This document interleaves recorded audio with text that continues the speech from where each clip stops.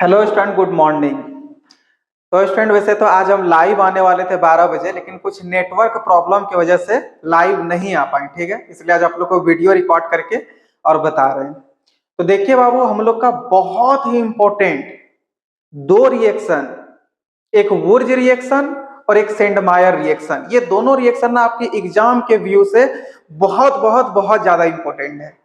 आप जितना समझ सकते हो उतना ज्यादा इंपॉर्टेंट है। ठीक है, इसलिए आज ये दोनों रिएक्शन को आपको अच्छे से समझाते हैं पूरा मैकेनिज्म के साथ, और आप अच्छे से वीडियो को देखिएगा। जहां कहीं भी आपको कुछ भी प्रॉब्लम हो तो हमसे जरूर आप कमेंट करके पूछिएगा। ठीक है, तो चलिए, अब हम ज्यादा वेट तो आज आप लोग का करेगा नहीं, क्योंकि एक तो लाइव आना था और कुछ नेटवर्क प्रॉब्लम की वजह से लाइव नहीं आ पाए। तो अब हम लोग स्टार्ट करते हैं कि वुर्ज रिएक्शन क्या है। और आपका समय अभी बहुत ज्यादा कीमती है, इसलिए ज्यादा फालतू चीजों पे आपको अपना समय को वेस्ट नहीं करना है।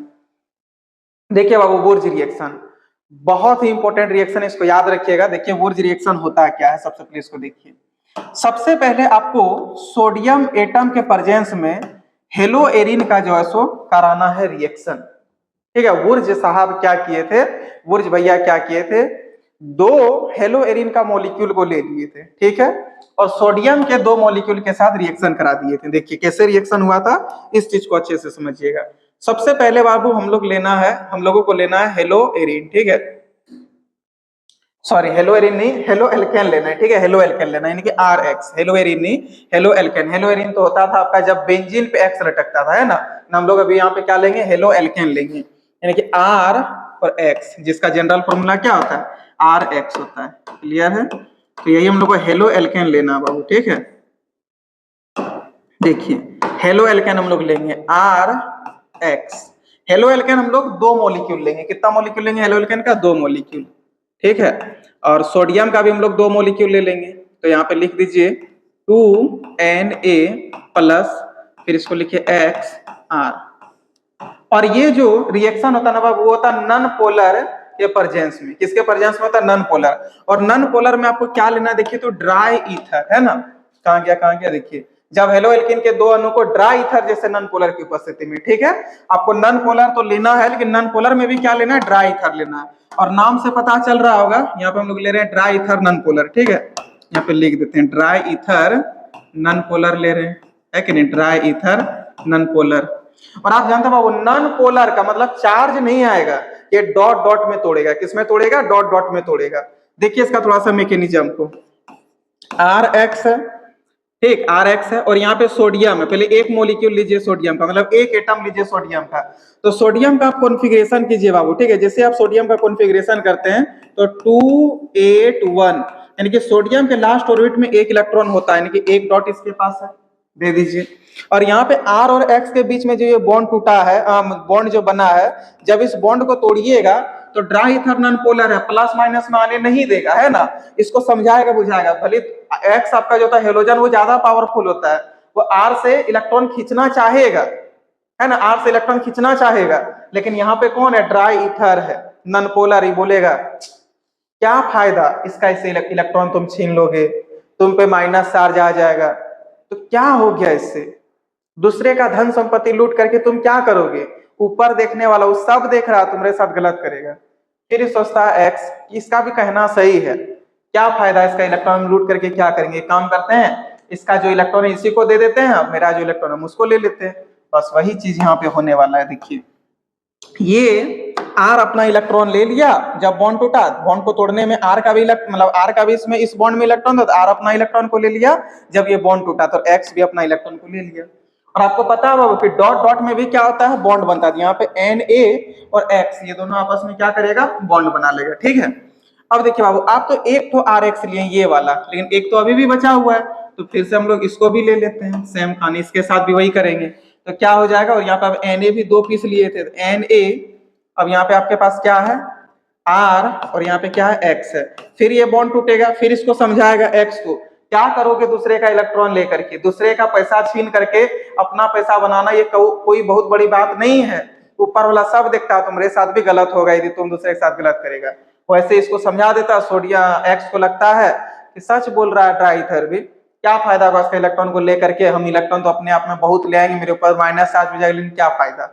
इसलिए ये सब समझाने की वजह से ये इसका इलेक्ट्रॉन को अपने में दे देता है, अपना ये इलेक्ट्रॉन को ले लेता है।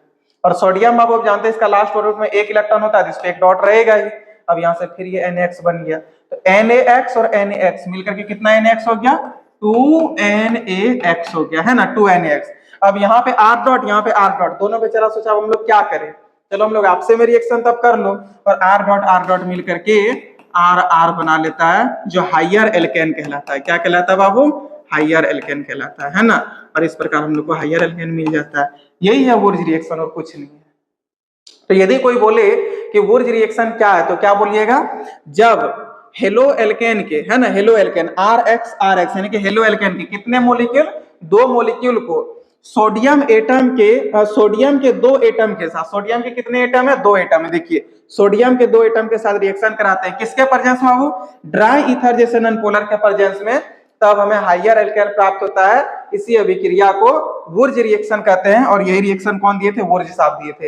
एक बार और समझ लीजिए वुर्ज रिएक्शन क्या है, बोलिए तो, जब हेलो एल्केन के 2 मॉलिक्यूल को सोडियम के 2 एटम के साथ रिएक्शन कराते हैं, किसके प्रेजेंस में, ड्राई ईथर जैसे नॉनपोलर के प्रेजेंस में, तब हमें हायर एल्केन प्राप्त होता है। इसी अभिक्रिया को वुर्ज रिएक्शन कहते हैं, है ना। इसी अभिक्रिया को क्या कहते हैं, वुर्ज रिएक्शन।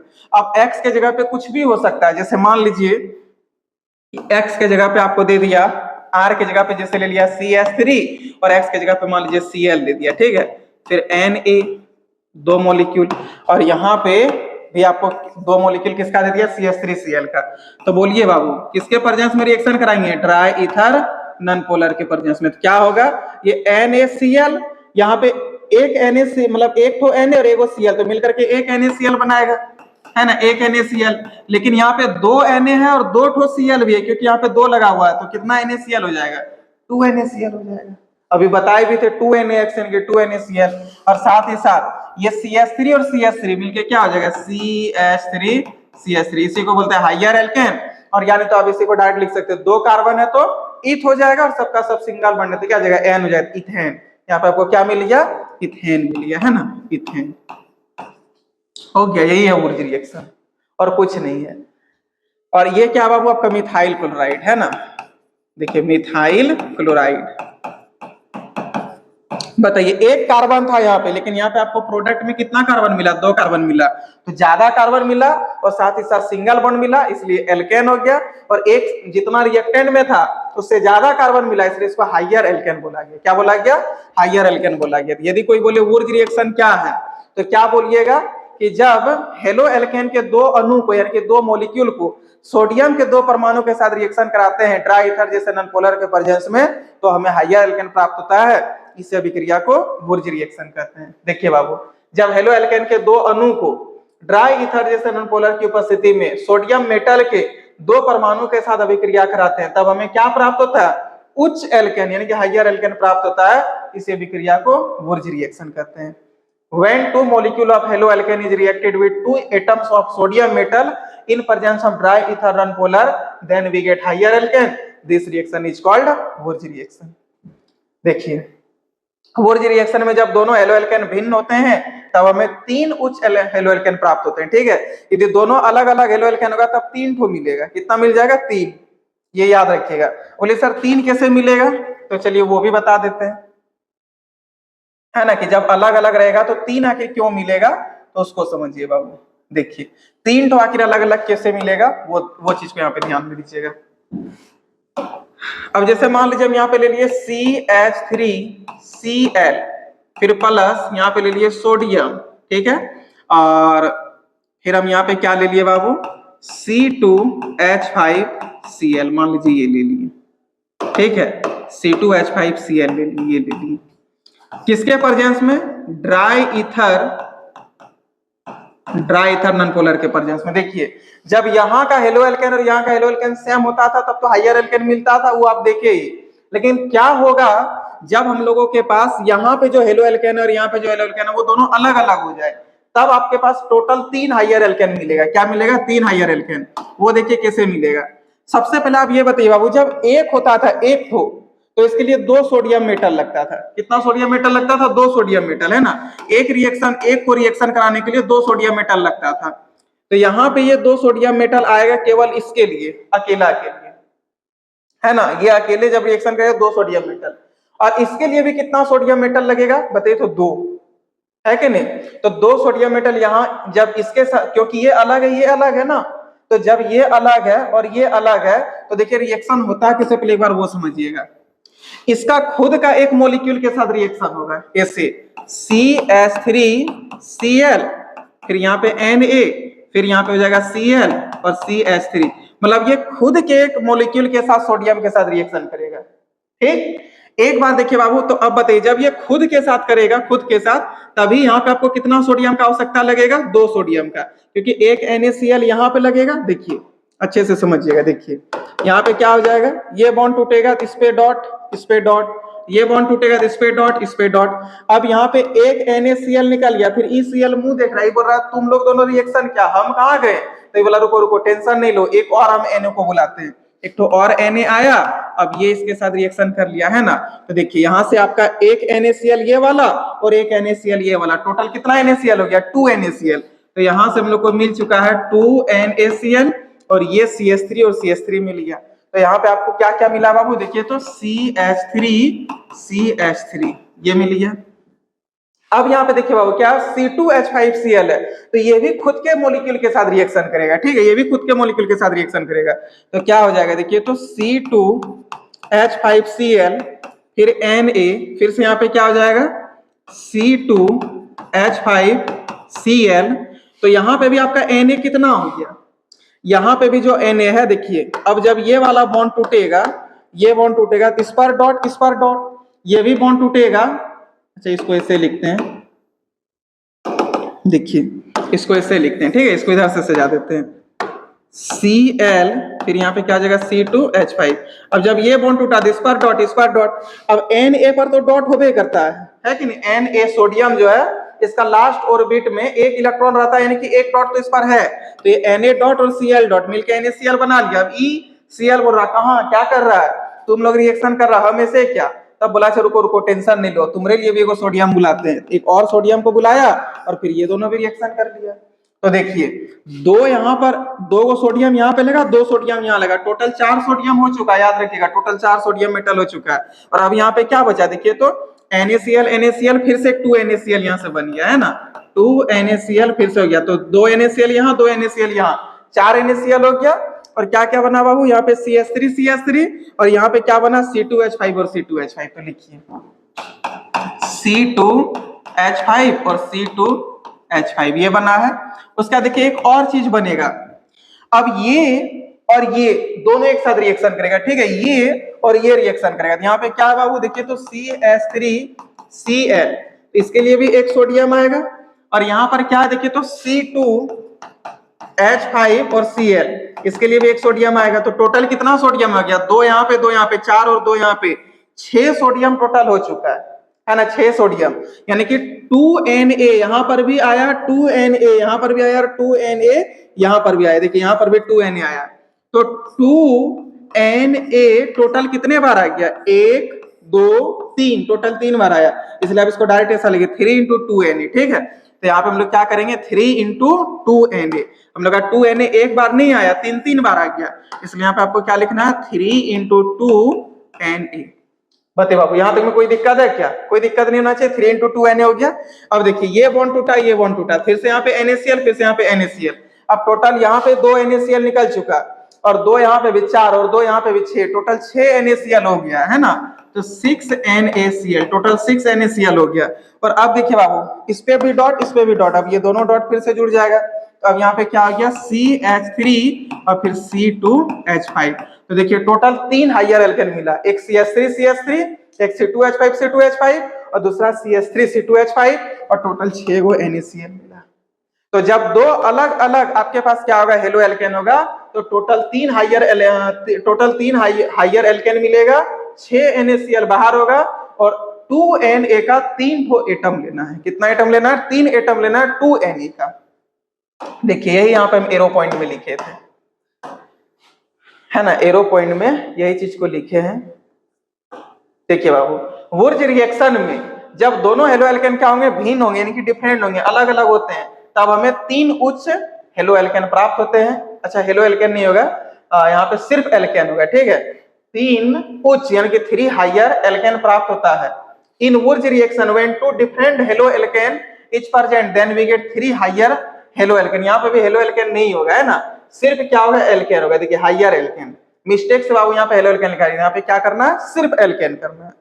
अब बताइए क्या वुर्ज रिएक्शन में आपको कोई दिक्कत है क्या? वुर्ज रिएक्शन बस इतना ही है, जब सिंपल रहेगा दोनों सेम ही रहेगा तब आप देख लिए सिर्फ एक हायर एल्केन बनेगा, और जब दोनों अलग अलग हो जाएगा तब एक से ज्यादा आपके पास हायर एल्केन बनेगा, यानी कि 3 हायर एल्केन बनेगा। और हमको अब पता चल गया कि आपको वुर्ज रिएक्शन अच्छे से कंप्लीट हो गया होगा। चलिए बाबू, अब इसके आगे महा मोस्ट डेंजरस इंपोर्टेंट क्वेश्चन, यानी कि सेंडमायर रिएक्शन, बहुत तबाही मचाने वाला रिएक्शन है। पूरा ऑर्गेनिक केमिस्ट्री में से 10 यदि हमको बोले कि इंपोर्टेंट कीजिए तो जिसमें आपका सेंडमायर रिएक्शन 1 नंबर में आएगा। आप समझ सकते हैं कि कितना ज्यादा इंपॉर्टेंट है। चलिए बाबू सेंडमायर रिएक्शन स्टार्ट करते हैं और ये भी आपका कंप्लीट करते हैं। देखिए सेंडमायर साहब क्या किए हैं इसको समझिएगा, ठीक है। आपके एग्जाम के पॉइंट व्यू, मतलब आपके एग्जाम के पॉइंट से बहुत ज्यादा इंपॉर्टेंट है, एकदम याद रखिएगा। दोनों रिएक्शन को अच्छे से आप रिवाइज करके जाइएगा, ठीक है। देखिए सेंडमायर भैया क्या किए। सेंडमायर जो है बाबू वो भी बहुत आसान रिएक्शन है, आपको कुछ इसमें ज्यादा दिमाग नहीं लगाना। सबसे पहले सेंडमायर क्या किए, एनिलीन ले लिए, ठीक है। एनिलीन, एनिलीन का मतलब क्या होता है बताइए तो, बेंजीन पे NH2 है कि नहीं, बेंजीन पे NH2, इसका ये रिएक्शन करा दिए किसके साथ जानते हैं, NaNO2 के साथ, NaNO2 के साथ, ठीक है। लेकिन NaNO2 के साथ जो रिएक्शन कराइए HCl के प्रेजेंस में कराए हैं। किसके प्रेजेंस में कराए, HCl के प्रेजेंस में, NaNO2 प्लस HCl के प्रेजेंस में कराए। अब आप जानते हैं बाबू कि Na पर प्लस चार्ज और इसमें के साथ चार्ज हो जाएगा माइनस चार्ज, H पर प्लस चार्ज और Cl पे के साथ चार्ज हो जाएगा माइनस चार्ज। और आपको ये पता है कि प्लस माइनस ये दोनों सेम चीज ही होता है, ठीक है। मतलब प्लस और माइनस एक दूसरे से क्या करता है, रिएक्शन करता है। तो सॉरी यहाँ पे एक ही चीज बोला गया था, प्लस और माइनस एक दूसरे से रिएक्शन करता है। तो Na प्लस और Cl माइनस मिलके क्या बना लेगा बताइए तो, NaCl। और ये H प्लस और NO2 मिलके क्या कर देगा बताइए तो, HNO2। इसलिए आप याद रखिएगा कि आप NaNO2 प्लस HCl एनिलीन से रिएक्शन कराइए तो भी आपको क्या मिलेगा, बेंजीन डाइजोनियम सॉल्ट, या फिर NaCl और HNO2 से कराइए दोनों सेम ही चीज है, फिर भी आपको क्या मिलेगा, बेंजीन डाइजोनियम सॉल्ट, ठीक है। और बेंजीन डाइजोनियम सॉल्ट का जो फॉर्मूला आता है बाबू वो क्या आता है, बेंजीन तो बनेगा लेकिन इसमें ये तो खुद रिएक्टिव है, और इसमें भी देखिए एक भयंकर नाइट्रोजन आएगा N2 जिसपे प्लस चार्ज और Cl पर माइनस चार्ज, इसी को बोलते हैं बेंजीन डाइजोनियम सॉल्ट, ठीक है। शॉर्ट में बोलते हैं BDS, B means benzene, D means diazonium, S means salt. बहुत ज्यादा ये रिएक्टिव होता है बेंजीन डाइजोनियम सॉल्ट, ये याद रखिएगा। रिएक्टिव होने के पीछे लॉजिक देखिए क्या है, N2 पर प्लस चार्ज आ गया, ऊपर से उसमें तो कंप्लीट कंजुगेशन है ही, और ऊपर से नाइट्रोजन पे प्लस चार्ज आ गया। सोचिए नाइट्रोजन, उस पर प्लस नहीं चाहिए उसको, नाइट्रोजन आपका फोन कॉल में आता है, हमेशा इलेक्ट्रॉन को लेता है, लेकिन इसी से कोई इलेक्ट्रॉन ले लिया है कि नहीं, नाइट्रोजन को इलेक्ट्रॉन ले लिया। सोचिए कितना इसका माथा खराब, मतलब गर्म होगा। इसलिए बहुत ज्यादा क्या होता है आपका, अनस्टेबल होता है बेंजीन डाइजोनियम सॉल्ट। क्लियर है। अब देखिए बाबू इसी बेंजीन डाइजोनियम सॉल्ट का रिएक्शन कराना है आपको किसके साथ, क्यूप्रस हैलाइड के साथ। क्यूप्रस हैलाइड का मतलब होता है Cu2H2 के साथ रिएक्शन कराएंगे, ठीक है। देखिए जब आप Cu2H2 के साथ रिएक्शन कराते हैं, क्यूप्रस हैलाइड से इसका रिएक्शन कराते हैं तो क्या बनता है, इस चीज को थोड़ा सा यहाँ पे ध्यान से समझिएगा। देखिए बाबू क्यूप्रस हैलाइड के साथ इसका रिएक्शन कराने से क्या होता है, देखिए सबसे पहले आप यहाँ पे लीजिए इसको N2 प्लस Cl, ठीक है, बेंजीन डाइजोनियम सॉल्ट। बेंजीन पे क्या लटका देना है, N2 प्लस और Cl माइनस, ये कर दिए। अब इसका रिएक्शन आपको किसके साथ कराना है बाबू बताइए तो, इसका रिएक्शन हम लोग कराएंगे क्यूप्रस हैलाइड के साथ, क्यूप्रस हैलाइड यानी कि Cu2H2 के साथ। अच्छा थोड़ा सा यहाँ पे ध्यान दीजिए बाबू, ये Cl के जगह पे Cl भी हो सकता है, Br भी हो सकता है, ठीक है। Cl भी हो सकता है और Br भी हो सकता है, इसलिए हम यहाँ पे इसको डायरेक्ट X माइनस कर दें, क्योंकि X मींस क्या होता है, Cl और Br होता है, तो यहाँ पे कर देते हैं X माइनस। क्लियर है, X माइनस कर दिए। यहाँ भी X है, यहाँ भी X है। देख काम करते हैं, इसको हम लोग X डैश कर दीजिए, किसी को भी, इसी को X डैश कर दीजिए, ठीक है। इसको यहाँ पे क्या कर दीजिए, X डैश कर दीजिए, ताकि आपको समझ में आए कि क्या किए आगे। और ये जो बहुत ज्यादा अनस्टेबल होता है बाबू बेंजीन डाइजोनियम सॉल्ट, इस कारण से इसको हम लोग 0 से 5 डिग्री सेल्सियस के बीच करते हैं। कितना डिग्री सेल्सियस के बीच करते हैं, 0 से 5 डिग्री सेल्सियस के बीच। तो ठंडा अवस्था में रिएक्शन करना होता है कि बहुत ज्यादा अनस्टेबल होता है इस कारण से, ठीक है। अब आप देखिए बाबू, कॉपर पे प्लस चार्ज होता है, ये बात आपको पता है, कॉपर पे कैसा चार्ज होता है, प्लस चार्ज होता है। तो कॉपर यहाँ पे है कितना पीस, 2 पीस है, तो कॉपर पे प्लस चार्ज होता है, ऊपर से ये 2 पीस है, तो इसको माइनस भी क्या को चाहिए, 2 को चाहिए, है ना, 2 माइनस चाहिए। तो यहाँ पे तो x माइनस 21 गो है ना, x माइनस यहाँ कितना है, देखिए तो 1 पीस है, तो इसको 2 पीस बनाने के लिए यहाँ पे भी कितना से मल्टीप्लाई करना पड़ेगा, 2 से करना पड़ेगा। अब ये x माइनस आपका कितना पीस हो चुका है, 2 पीस हो गया, कितना पीस हो गया, 2 पीस हो गया। अब देखिए बाबू, यहाँ से Cu2 प्लस है और x माइनस है, ये दोनों रिएक्शन करके फिर से आपका क्या बना देगा, Cu2X2, क्या बना देगा, Cu2X2 और x, अच्छा x डैश है, यहाँ पे भी x डैश कर दीजिए, और x डैश की जगह पे आपका क्या क्या हो सकता है, क्लोरीन भी हो सकता है, ब्रोमीन भी हो सकता है। तो हम यहाँ पे लिख देते हैं कि x डैश के जगह पे आपका Cl भी हो सकता है और Br भी हो सकता है, ठीक है, Cl भी हो सकता है और Br भी हो सकता है। तो अब आप देखिए बाबू, यहां से आपका ये चले गया, ठीक है। अब नाइट्रोजन है, नाइट्रोजन मुंह देखने वाला नहीं है किसी का, क्योंकि नाइट्रोजन यहाँ पे हाईली अनस्टेबल है, नाइट्रोजन पे प्लस चार्ज है। सोचिए, फोन कॉल है ना, मोर इलेक्ट्रोनिगेटिव एटम होता है नाइट्रोजन, तीसरा नंबर पोजीशन पे आता है, इस पे प्लस चार्ज है, इसको हमेशा माइनस पसंद है, इस पे आ गया प्लस चार्ज, इसका दिमाग गर्म है ना, जैसे ये भागा और ही ज्यादा गुस्सा आ गया, और जब इतना गुस्से में है तो बताइए बॉन्ड को तो तोड़ेगा ही, तो ये वाला बॉन्ड जब टूटेगा तो बताइए बाबू, बॉन्ड जब टूटेगा तो इलेक्ट्रॉन को कौन ले लेगा, नाइट्रोजन, तो नाइट्रोजन पे फिर से माइनस चार्ज, क्योंकि जो इलेक्ट्रॉन को लेता है उस पे माइनस चार्ज, और जिससे इलेक्ट्रॉन ले लिया, इस कार्बन से इलेक्ट्रॉन ले लिया, कार्बन पे तो प्लस चार्ज हो जाएगा। तो यहाँ पे आप बताइए N2 पर प्लस चार्ज भी और माइनस चार्ज भी, और आप जानते हैं कि प्लस माइनस मिलके क्या होता है, न्यूट्रल हो जाता है। अब ये जो सो चैन, मतलब चैन का श्वास गया है ना, यहाँ से N2 पर न्यूट्रल हो गया, अब ये फूस हो गया। अब यहाँ पे ध्यान दीजिए बाबू, अब आपके पास क्या बचा, ये x बचा, x 2 पीस है, x पे माइनस चार्ज होता है कि नहीं, x पे माइनस चार्ज होता है, ये 2 पीस है, तो इसको 2 ठो प्लस चाहिए, तो बेंजीन पे यहाँ पे प्लस चार्ज है और 2 को भी है, तो आराम से इसमें अटैक कर जाएगा और क्या बना देगा बताइए, तो ये हो गया आपका बेंजीन, और इसमें कौन आ गया x, लेकिन ये कितना पीस है, 2 पीस है, इनकी आपका हेलो एरिन बन गया, क्या बन गया बाबू, हेलो एरिन बन गया, है ना, हेलो एरिन। बहुत इंपॉर्टेंट रिएक्शन है ये सेंडमायर रिएक्शन, ठीक, इसी को हम लोग बोलते हैं सेंडमायर रिएक्शन। क्या हुआ इस रिएक्शन में, देखिए तो जब हम लोग बेंजीन डाइजोनियम सॉल्ट की अभिक्रिया, है ना, बेंजीन डाइजोनियम सॉल्ट की अभिक्रिया किससे कराए बाबू, क्यूप्रस हैलाइड से, किससे करा दिए, क्यूप्रस हैलाइड से, तो नाम लिख देते हैं क्यूप्रस हैलाइड, है ना। जब बेंजीन डाइजोनियम सॉल्ट की अभिक्रिया हम लोग क्यूप्रस हैलाइड से कराते हैं, कितने टेम्परेचर में, 0 से 5 डिग्री सेल्सियस के बीच कराते हैं, तब हमें क्या प्राप्त होता है, हेलो एरिन प्राप्त होता है। इस अभिक्रिया को क्या कहते हैं, सेंडमायर रिएक्शन कहते हैं, क्या कहते हैं, सेंडमायर रिएक्शन कहते हैं। तो यदि कोई बोले कि सेंडमायर रिएक्शन क्या, तो हम लोग क्या बोलेंगे बाबू, कि इस रिएक्शन में, सेंडमायर रिएक्शन में हम लोग सबसे पहले क्या किए, एनिलीन को, है ना, एनिलीन को, ये हम लोग का एनिलीन है, ये याद रखिएगा, ठीक है, ये क्या है, एनिलीन है, एनिलीन है। तो हम लोग क्या किए थे, एनिलीन को NaNO2 तथा HCl के साथ, है ना, NaNO2 तथा HCl के साथ रिएक्शन कराएं और हम लोग बेंजीन डाइजोनियम सॉल्ट बना लिए, क्या बना लिए, बेंजीन डाइजोनियम सॉल्ट बना लिए। इससे प्राप्त बेंजीन डाइजोनियम सॉल्ट की अभिक्रिया हम लोग किससे करा दिए, क्यूप्रस हैलाइड से करा दिए, किससे करा दिए, क्यूप्रस हैलाइड से, और ठंडे जल में कराएं, किसमें कराएं, ठंडे जल में, ठंडे जल में समझे ना, 0 से 5 डिग्री सेल्सियस के बीच में कराएं, ठीक है। अब 0 से 5 डिग्री सेल्सियस में क्यों किया, आपको पता चल गया, क्योंकि बहुत ज्यादा अनस्टेबल था, तो स्टेबल इतना ज्यादा था, इसलिए इसको ठंडा जल में रिएक्शन को कराना पड़ता है। तो क्यूप्रस हैलाइड से जैसे करा दिया तो हम लोग को क्या मिल गया, हेलो एरिन मिल गया, इसी अभिक्रिया को क्या कहते हैं, सेंडमायर रिएक्शन कहते हैं। तो इसका डेफिनेशन क्या लिखिएगा बोलिए तो, जब एनिलीन की अभिक्रिया, किसकी अभिक्रिया, जब एनिलीन की अभिक्रिया किससे कराते हैं, NaNO2 तथा HCl से कराते हैं, तो हमें क्या प्राप्त होता है, बेंजीन डाइजोनियम सॉल्ट प्राप्त होता है।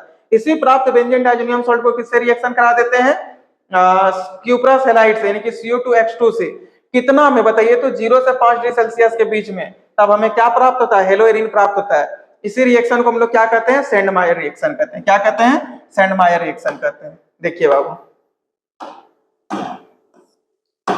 देखिए सेंडमायर रिएक्शन क्या है। इस अभिक्रिया में सबसे पहले एनिलीन को NaNO2 तथा HCl के साथ, ठीक है, NaNO2 तथा HCl के साथ होगा, यहाँ पे NaNO2 तथा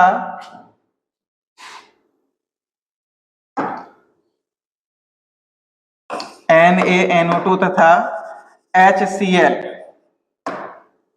है ना, HCl के साथ अभिक्रिया कराते हैं, जिससे हमें बेंजीन डाइजोनियम सॉल्ट प्राप्त होता है। ठीक है, फिर इसी बेंजीन डाइजोनियम सॉल्ट जिसकी अभिक्रिया किससे कराते हैं, क्यूप्रास हैलाइड से कराते हैं, तब हमें क्या प्राप्त होता है, हेलोएरिन प्राप्त होता है। इसी अभिक्रिया को क्या कहते हैं, सेंडमायर रिएक्शन कहते हैं। और देखिए एरो पॉइंट में लिख भी दिए, क्योंकि बेंजीन डाइजोनियम सॉल्ट बहुत ज्यादा अस्थायी होते हैं ना, अत्यधिक अस्थायी होते हैं, इसलिए इसलिए इस अभिक्रिया को ठंडे जल में किया जाता है। वैसे हम अपने हिसाब से पढ़ देते, लेकिन अब यहाँ पे देखिए क्या लिखे हैं, क्योंकि बेंजीन डाइजोनियम सॉल्ट अत्यधिक अस्थायी होने के कारण इस अभिक्रिया को, ठीक है, यहाँ पे इसमें ये वाला इंग्लिश से टाइप हो गया है, तो इंग्लिश में यहाँ पे इस नहीं लिखाएगा, ठीक है, इसको ऐसे लिखना पड़ेगा।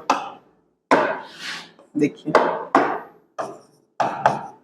है ना, अत्यधिक अस्थायी होने के कारण इस अभिक्रिया को ठंडे जल में किया जाता है ना, इस अभिक्रिया को ठंडे जल में किया जाता है।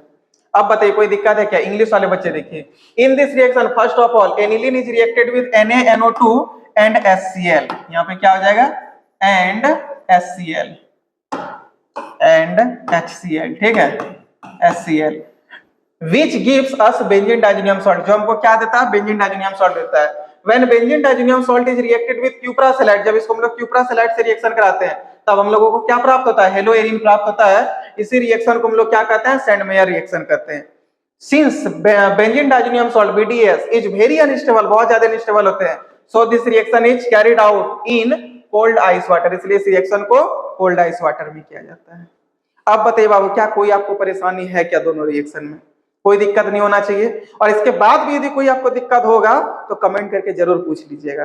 चलिए आज इतना ही रखते हैं, फिर हम लोग नेक्स्ट डे कोई अच्छा सा और बहुत इंपॉर्टेंट जो आपके एग्जाम में श्योर शॉट आने लायक क्वेश्चन होगा उसी के साथ मिलते हैं। तब तक आप अच्छे से पढ़िए, बहुत मेहनत कीजिए, तब तक के लिए बाय बाय।